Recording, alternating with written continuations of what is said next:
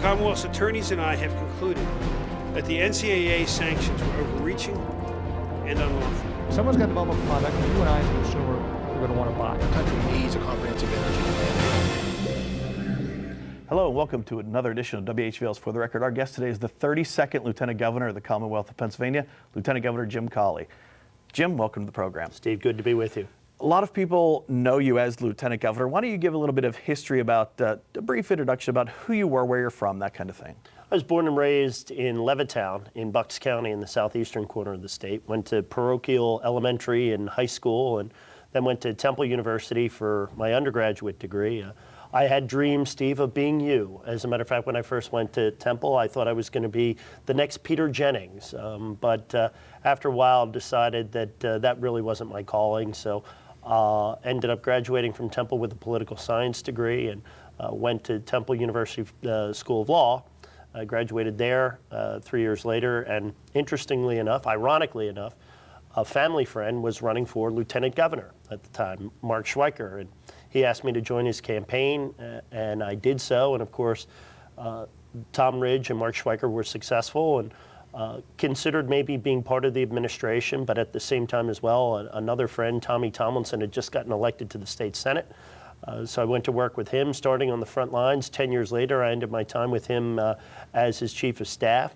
And in a strange set of circumstances, in 2004, our then congressman, Jim Greenwood, was running for re-election and then thought better of it, got a job offer.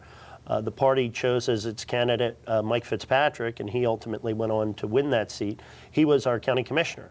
So that left a vacancy at county commissioner. I and about 12 other people applied for the job, and ultimately I was selected by the 13 judges of the Court of Common Pleas in Bucks County, Republican and Democrat alike, to serve the unexpired term. I ran for a term in my own right in 2007, and then ended up, somewhat to my surprise, getting engaged in the race for lieutenant governor in 2008, 2009. And then, of course, Tom and I were joined together after the primary process in 2010, although I had already endorsed him because I knew he'd make a great governor. Sure. And got elected, and here we are today. And along the way, just a couple of other things that are important. I got married in 2003. Very important to mention your wife. Very important. My wife, Suzanne. And in 2010, we adopted a beautiful little boy, Nicholas, who just a couple of days ago turned 7. Excellent. Now, what a lot of people don't realize is Pennsylvania is much different than on the national scene when presidents pick their running mates. In Pennsylvania, you have to run for that seat individually, correct? That's right. And it's what I call a hybrid system, really, because there are some states in which the offices of governor and lieutenant governor run independently all the way through to the November election. Then there are some very similar presidential model where there's a picking process, Sure. if you will. But in our state, Tom and I this May will run separately. He will run for governor, I will run for lieutenant governor. If all goes well, and we expect that it will, after the primary, he and I will be joined together so that in November, you press one button to vote for both of us, and it's not severable. The concept is to guarantee that the governor and the lieutenant governor are of the same party. And it's worked very well, but there was one small glitch in the not too distant past, actually, in which when my predecessor, Catherine Baker Knoll, unfortunately passed away, Correct. Joe Scarnati, the president pro tempore of the Senate, assumes the duties of lieutenant governor. And of course, Ed Rendell and Joe Scarnati were not of the same party. They were not. It made for some fun days in Harrisburg. It made for some interesting challenges, but the system is really designed in order to try to alleviate as many of those challenges as possible. Technically, under the Pennsylvania Constitution, you really only have 2 jobs. What are they? The 2 constitutional duties I have is first, the president of the Senate. Making sure that I guide the debate and keep everybody in a spirit of decorum. That's a nice way of saying you herd cats. We've got a lot of fine men and women who serve on both sides of the aisle, and from time to time it does get a little spirited.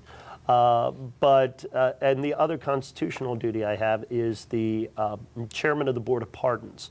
It's a 5-member board that basically reviews requests from folks who at one point in their life got convicted of something, and then make recommendation to the governor. In this state, it's not like, you know, in the old movies where the guy's strapped into the chair and the phone rings and you're off the hook, Rocky, the governor called. Well, Governor Corbett couldn't make that, and that's not really the way it works, but he could not make that decision without first having that pardon recommended by the Board of Pardons. So Gotcha. it's a part of the process. It's been around since the 1870s, and it's a way in which, at least the theory is, that we assure that whoever is granted a pardon is truly deserving of one. But you don't just do those two things. You've been brought in by Governor Corbett to do multiple things. One of them that you did recently, PEMA, the Pennsylvania Emergency Management Association. You were on the ground a lot in the Southeast. Your home area was affected a lot by winter storms. Talk about that, if you would. Well, I do serve on the Emergency Management Council, along with several other members of the administration. And the governor has now, a couple of times, after storm events have taken place, asked me to head up recovery and just kind of be his eyes and ears and making sure that the process is completed. Did it for Hurricane Irene and Tropical Storm Lee, and less so, because thank goodness we didn't need as much attention paid with Hurricane Sandy, Right. or Superstorm, I should say, Sandy. And now with the most recent snowstorms, we had some very challenging problems, in particular with freezing rain in southeastern Pennsylvania. The rain comes out as kind of a icy, liquid, goopy mess. It was wrapping itself around tree branches and around power lines, and literally the weight just got to be too much. And at one point we had as much as over 800,000 people without power, primarily in the PICO service area down in the southeast. But as of now, everybody's back on, and it took a while, but we were able to work with the utilities in order to make sure that people have the power and the heat that they need. It's a good stopping point right there. Our guest is Lieutenant Governor Jim Cawley. Back with more WHVL's For the Record right after this. And welcome back to For the Record. Our guest is the Lieutenant Governor of the Commonwealth of Pennsylvania, Lieutenant Governor Jim Cawley. Jim, what is the biggest misconception people have of the Corbett-Cawley administration? Has to be education funding. The simple truth of the matter is, right now, Steve, in this current fiscal year, we are spending more state tax dollars on education than at any time, basic education, than at any time in our state's history. And when the legislature hopefully approves Governor Corbett's proposed budget for this year, we're going to increase that spending substantially. There are those out there, you've heard it, I've heard it, Governor Corbett cut education by $1 billion. It didn't happen. It's factually inaccurate. Here's what did happen. The previous administration, when we got that stimulus money, remember that money that was supposed to go into those shovel-ready projects, the previous administration took some of that stimulus money and put it into education spending, putting into reoccurring costs, drove it directly into the basic education funding formula. They reduced the amount of state dollars that were being spent in that area, made up for it, and surpassed it with stimulus dollars that took place over 2 fiscal years, knowing full well that when the bill would come due in that 3rd year, they weren't going to be around to pay for it. We were. So what we did, what Governor Corbett did, was say, we'll put the state funding back to what it was before stimulus dollars, and then we'll, as much as we can, as fiscally responsibly as we can, we'll increase it over the course of years to try to keep pace. That's really what happened. There has never been a more committed governor to quality education, to preparing our children for the 21st century workforce than Tom Corbett. What do you say to those people that say, now that the governor in this address added more money to it, it's an election year ploy of some kind? To suggest that would be to suggest that you don't know who Tom Corbett is. He's not that guy. What he said from the beginning, what we both said very clearly was, if we make some tough choices, we will hopefully position ourselves to be able to pivot and spend responsibly on areas that are important. we've always placed a high priority in all 3, now 4 of our budgets. We've always had increases in education spending. We're just now at a point that we can substantially increase education spending by driving some $241 million into a block grant program that's going to be able to make sure that money gets directly to the classroom rather than to salary and benefits and pension obligations and bureaucracy, by driving $25 million into a new Ready to Succeed scholarship program to allow lower and middle income people who are going to seek a 2 or a 4-year degree, provide them with an opportunity to perhaps get some scholarship money to be able to participate, by driving more money into special education. The first time in 6 years that either administration has been in a position to increase spending there, by driving more money to pre-kindergarten programs like pre-K counts, in order to make sure that our kids from the ages of 3 to 5 are prepared, and educational scholar after educational scholar has been telling us that you make that investment then, it pays huge dividends later in that student's academic career. So these are the sorts of things that we're going to be doing this year once the legislature approves the governor's budget. I noticed that Governor Rendell is actually getting back into the fray right now, trying to take on what Governor Corbett and yourself have done. Talk about that $4.2 billion shortfall that you had when you got into office that first year. I noticed that too. And one of the things I hope that people understand, particularly about our governor, is that we don't spend a lot of time, unlike perhaps what you might see on the national level, in which I think the current administration is still blaming the previous administration for things. We're not blaming anybody for anything, but we have said repeatedly, now for 3 years, almost 4, that there was a $4.2 billion deficit. And we heard nothing from the previous governor until it's an election year.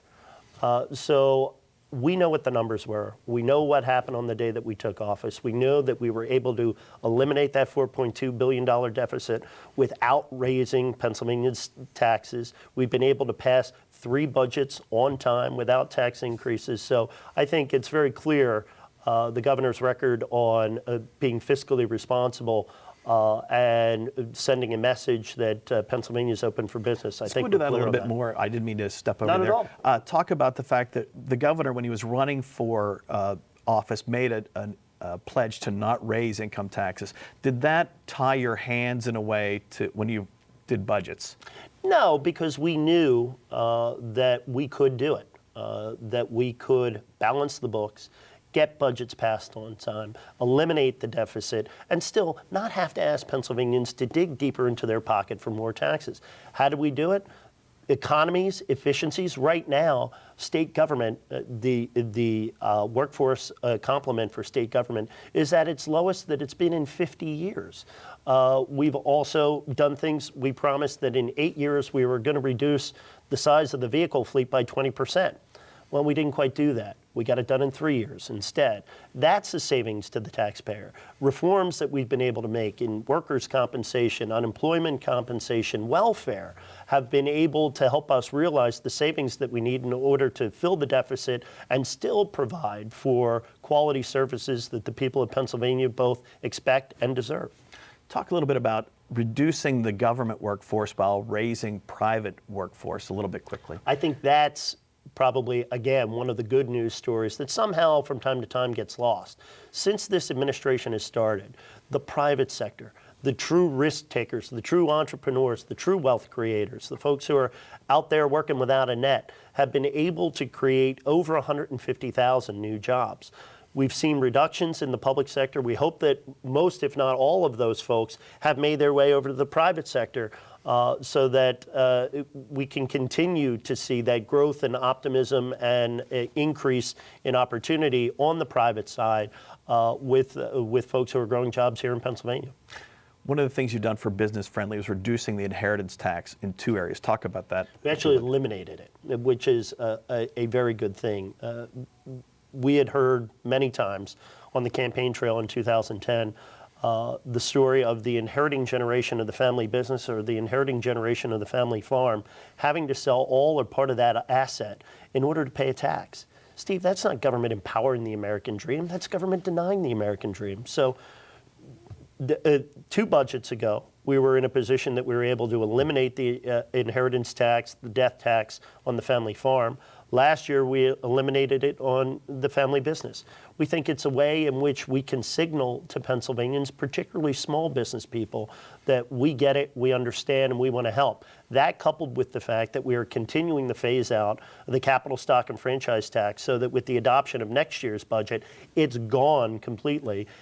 And on top of that, the governor has already proposed a plan to reduce the corporate net income tax from 9.99%, which, by the way, is the highest in the country, to a much more reasonable level over the course of a couple of years. It's a great stopping point. We'll be back with more of Lieutenant Governor Jim Cawley on WHVL's For the Record right after this.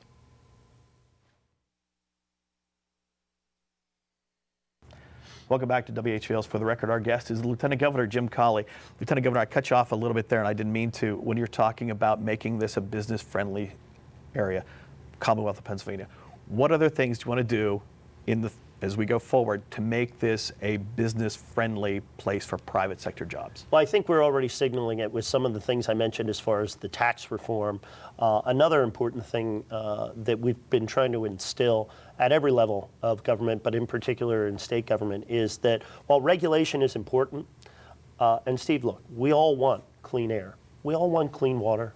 We all want to be good stewards of the environment. You better say that again, because the other side likes to point out that Governor Corbett is strictly a gas only and forget about the rest of the world kind of governor.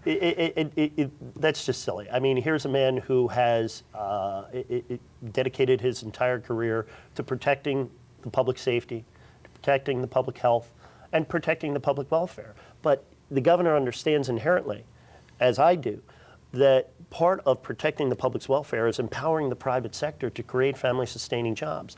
You mentioned natural gas in particular. That has been a huge success for our state. It's directly employed almost 30,000 people. Through ancillary jobs and businesses, over 200,000 people have employment. It's a great opportunity for us. Now, are there risks? Of course there are. But name me a field of human endeavor that does not involve risk. So our obligation was, and that's what we were able to achieve, I think, in Act 13. Our obligation was to maximize the economic development and job creation potential of the industry while minimizing the risks as much as we could. And I think we've been doing that. The energy sector is a bright part of why Pennsylvania is clearly being able to say to the rest of the world, hey, we're open for business. But it's not our only industry as well. We have biotech is growing here. Manufacturing is making a comeback. And I think the reason why is because we have been able to arrange that tax structure, and we have been able to break regulators of this mentality that they're there to be a restriction. They're really there to be a resource.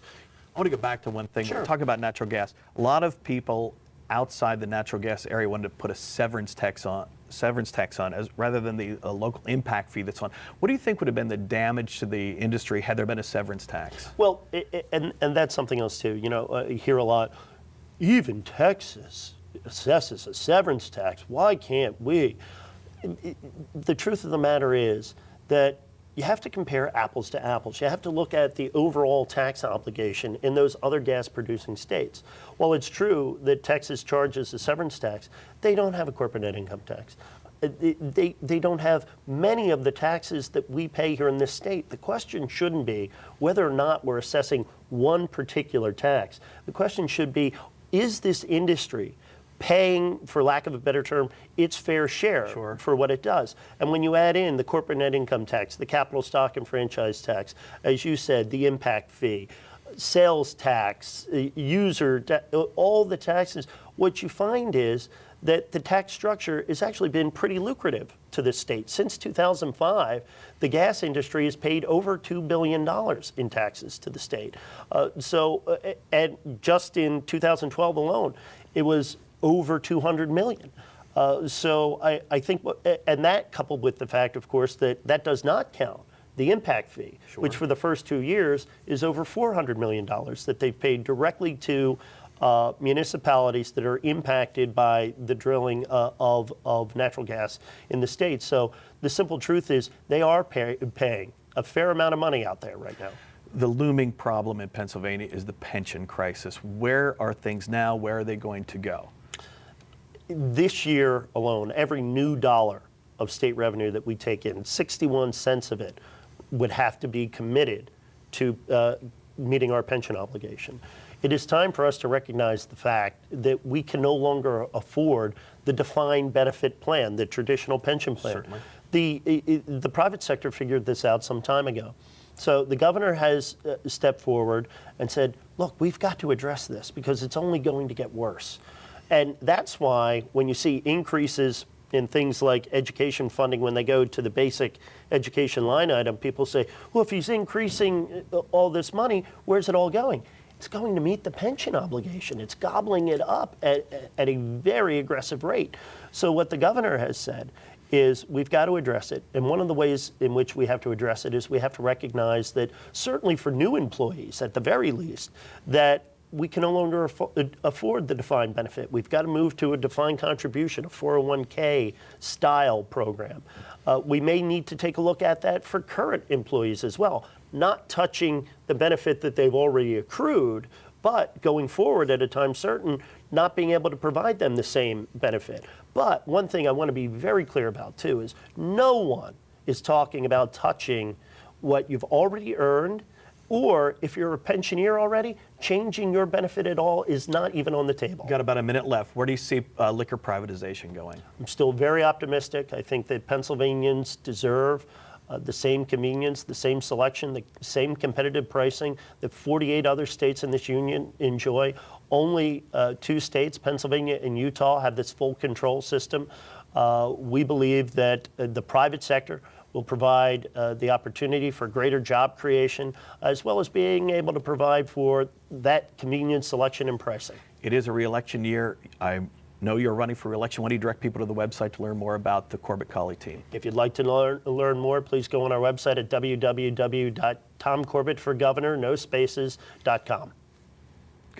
Lieutenant Governor, thank you for being a part of the show today. Thank you. Thank you for watching WHVL's For the Record. We hope to be back with more guests just like the Lieutenant Governor in the future. Thanks for watching. Bye-bye.